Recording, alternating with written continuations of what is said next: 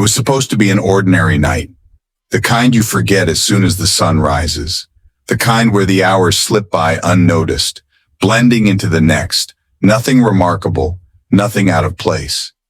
The rain had started in the late afternoon, a soft drizzle at first, then steady, insistent. By nightfall it had settled into a rhythm, a dull, constant tapping against the window, the kind that makes the world feel smaller, more distant. I remember lying in bed staring at the ceiling, listening to it. The sound had always been comforting. Something about the way it filled the silence made everything seem still. But that night the stillness didn't feel safe. It felt expectant, like something was waiting. I didn't notice the first sound right away. It was small, barely there. A soft creak, lost beneath the hush of the rain. Not sudden, not sharp, just a shift in the darkness. The kind of sound a house makes when it breathes, when old wood settles, when the wind presses against it in just the right way. But then it came again. Closer. I turned my head toward the bedroom door, my breath shallow, barely there.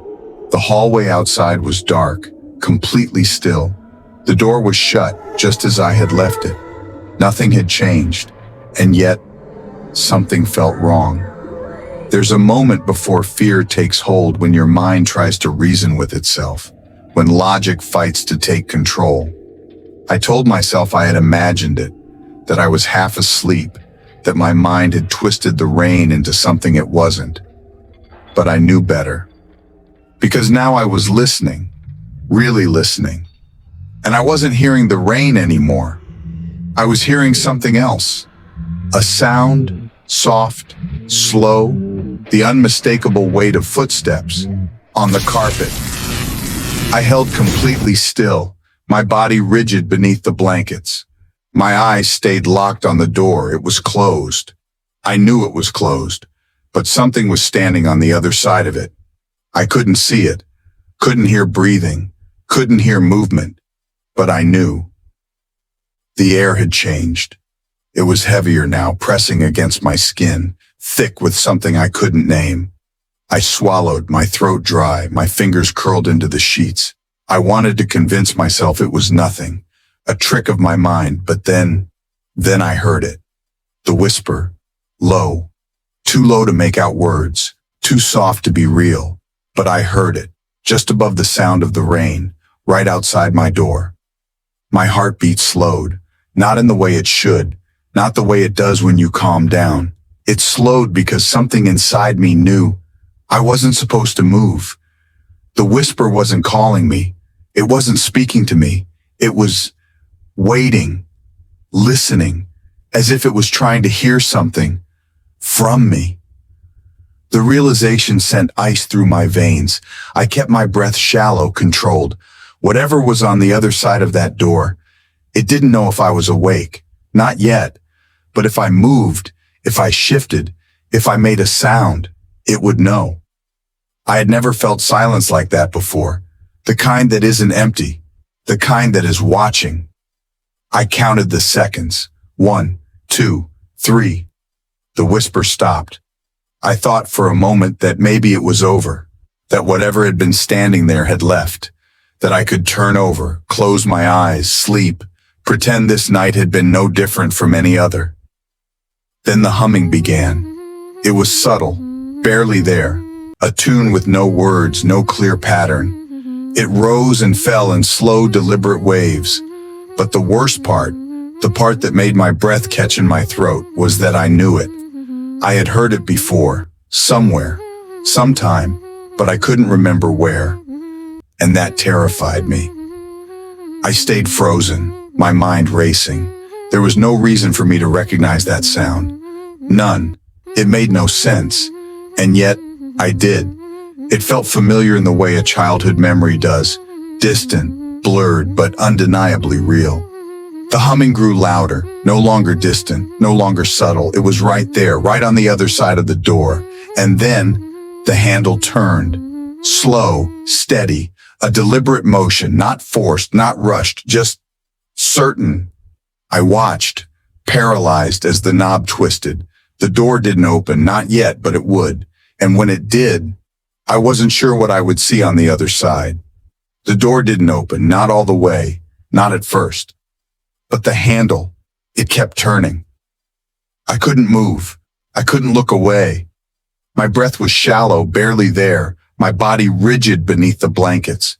My mind was screaming at me to do something, to run, to hide, to close my eyes and pretend it wasn't happening. But all I could do was stare. The door had been locked from the inside. I was sure of that. I had checked it before going to bed. I remembered the feel of the cool metal beneath my fingers, the quiet click of the lock sliding into place. And yet, it was moving. Someone or something was on the other side, and they were coming in. The handle turned all the way, stopped. Then, a sound. Soft, almost imperceptible, the faintest push against the wood, a testing, a presence pressing against the threshold, waiting, deciding. And then, nothing. The handle slowly turned back into place, releasing its grip. The tension in the air remained thick, unmoving, but the door never opened. Whoever, whatever had been there, it had changed its mind. Or worse, it was waiting for something. My ears strained against the silence, searching for something, anything. But there was nothing now. No whisper, no humming, just the rain, and the overwhelming sense that I was not alone. I don't know how long I stayed like that, frozen, staring. Minutes stretched into eternity, the air unmoving, pressing down on me like the weight of unseen eyes. And yet, despite every instinct screaming at me to stay still, I had to know. I had to see. Slowly. So slowly I wasn't sure I was even moving. I reached for my phone on the nightstand. My fingers trembled as I grasped it, my breath tight in my chest. The screen lit up with a soft glow, illuminating the darkness with something too fragile, too weak to push back the shadows. I tapped the screen, my thumb hovering over the flashlight icon. I hesitated. If I turned it on, if I illuminated whatever was out there, would it be worse than the unknown? Would seeing it make it real? Before I could decide, a vibration startled me. My phone, a notification. I almost dropped it. My heart slammed against my ribs. The sound was too loud, too sudden. My mind scrambled to catch up, to process. A message. Just one. It wasn't from anyone I knew. No name, no number, just a single line of text staring back at me from the glowing screen. Don't look. The air drained from my lungs. My skin prickled, every hair standing on end. My pulse pounded in my ears, drowning out the rain, the quiet, the world. I didn't move. I didn't breathe. The message sat there, unwavering, unchanging, a command carved into the dim glow of my phone screen. Someone or something knew I was awake, knew I was reaching for the light, knew I wanted to see. I should have listened. I should have put the phone down, closed my eyes, pretended I had never seen it, but I didn't. Because something else caught my attention. Something worse. Beneath the message, just above the keyboard, was a small blinking dot, typing. Someone was still there. And they were writing something else. You left it open. I turned my head. My eyes darted back to the door, and my blood ran cold. It was open. Just a crack, just enough. Enough for someone to be watching. I should have seen something, anything through that small sliver of darkness. But there was nothing there. Just an emptiness so deep, so absolute, that it felt less like an absence and more like something waiting. I clutched my phone tighter, my breathing uneven, my mind racing. I wanted to turn on the flashlight. I wanted to run. I wanted to wake up and realize this was all some twisted nightmare. But none of those things happened. Instead, my phone vibrated again. One more message. You see it now, don't you? I stared at the message, my fingers clenched around my phone, the plastic and glass pressing into my skin. My breath was shallow, my body rigid, frozen in a space that no longer felt like my own. The door. the message, the silence. Someone was watching me, and I couldn't see them. My fingers hovered over the screen, uncertain, desperate for something to do. I could call someone, I could run, I could pretend that none of this was happening. But before I could move, before I could even think, the door opened another inch. Pause. A long, deafening silence. A cold shiver. It was slow, deliberate, the sound barely there, a whisper of movement, a breath against the air. The darkness beyond the doorway stretched further now, swallowing the space between myself and whatever lay beyond it. And then, a voice. No words, just the softest sound of breathing. I didn't move. I couldn't. Every muscle in my body had locked into place, my pulse hammering in my throat.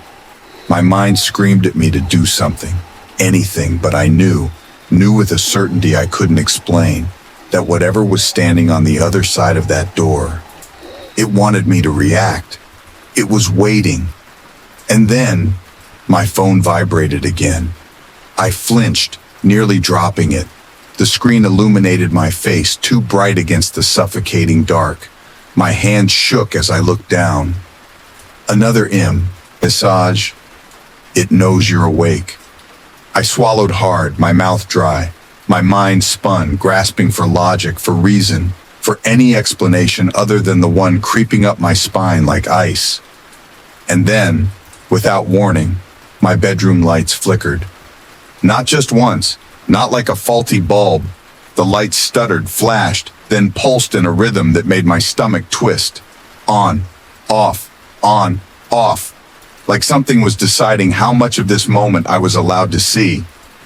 My eyes darted to the door again, and this time, something was there.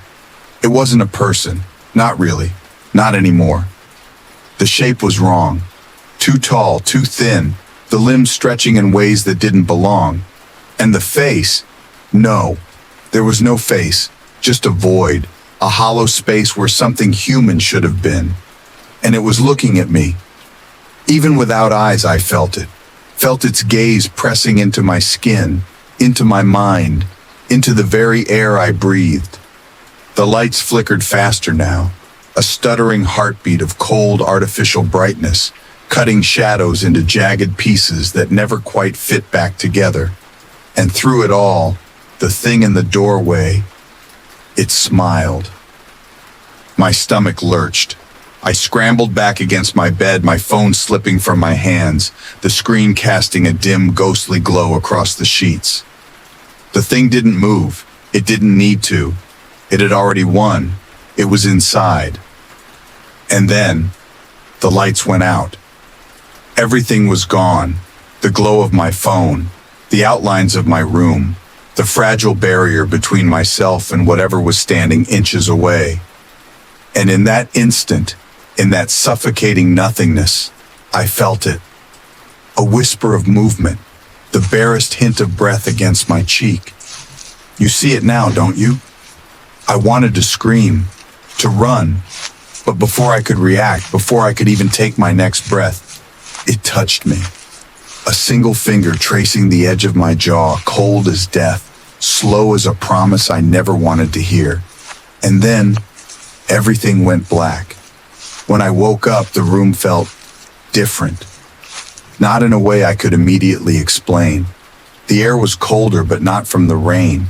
The walls felt closer, as if they had shifted in the night, as if I had somehow woken up in a space that only resembled my bedroom but wasn't quite the same. For a moment I lay still, staring at the ceiling, letting the silence settle over me like a heavy blanket. My mind was sluggish, unwilling to process, unwilling to remember. And then I turned my head, and I saw the door. It was open. Just a few inches, not wide enough to see anything beyond it, but wide enough for something to see me, wide enough to let something in. I told myself it must have been the wind. Maybe I hadn't latched it properly before I fell asleep. Maybe I had imagined shutting it at all. But then, I saw the floor, and my stomach twisted. The floorboards just beyond the threshold, just where the darkness swallowed the light, looked different. They were wet. Not just damp, not just scattered with droplets from the rain. They were soaked, dark, glistening, as if something had been standing there, dripping, unmoving, watching. I sat up, my pulse hammering so hard I could feel it in my skull. I reached for my phone without taking my eyes off the doorway, my fingers fumbling against the screen, desperate to find some kind of explanation, some kind of reassurance that I wasn't. A sharp inhale. There was a notification. Silence. Then the soft, almost imperceptible sound of static rising beneath the rain. It wasn't from a number I recognized, no name, just a message waiting to be opened. The narrator's voice drops lower, barely above a whisper. "Did you sleep well?" I swallowed hard, my throat dry. My fingers hovered over the screen, but I didn't open it. I couldn't. My body was screaming at me to move, to get up, to do something. But I was frozen, caught between disbelief and something far worse. Recognition. I had seen those words before. Not in a message, not on my phone, but somewhere else, somewhere deeper. Somewhere I didn't want to remember. And then, as if responding to my thoughts, my phone vibrated again. Pause. The notification chimed, sharp and unnatural. Another message. This time just one word. My breath hitched. I didn't move. I couldn't. The darkness beyond the door stretched further now, as if it had deepened, thickened, pulling in the edges of the room with it. The air around me turned heavy, pressing against my skin, against my ribs, as if something unseen was shifting, crawling closer. And then, the floorboards groaned. Not beneath me, beyond the door. I wanted to believe it was my imagination, that my ears were playing tricks on me, but the shadows, they moved. Not all at once, just slightly, a ripple like something shifting just beyond the reach of the light. I could see it just barely, a shape pressed into the darkness, stretching too tall, too thin, standing there waiting. I should have screamed. I should have gotten up, slammed the door, done anything but sit there frozen, waiting for it to move again. But I didn't, because deep down I knew. It wasn't waiting for me to react. It was waiting for me to remember. I don't know how long I sat there, minutes, hours, time stretched and collapsed in on itself, bending under the weight of something I couldn't name, and then my phone vibrated one last time. You let me in. I don't remember what happened next. Maybe I blacked out. Maybe I never woke up at all. But when I opened my eyes again, the room was empty. The door was closed, the floor was dry, and my phone, there were no messages. I told myself it was a dream, that none of it was real, that I had imagined the whole thing. But last night, I woke up again, and the door, it was open. Do you think it was real? Would you have run? Or would you have stayed knowing it wouldn't make a difference? Tell me, have you ever woken up to find your door slightly open? See you tonight.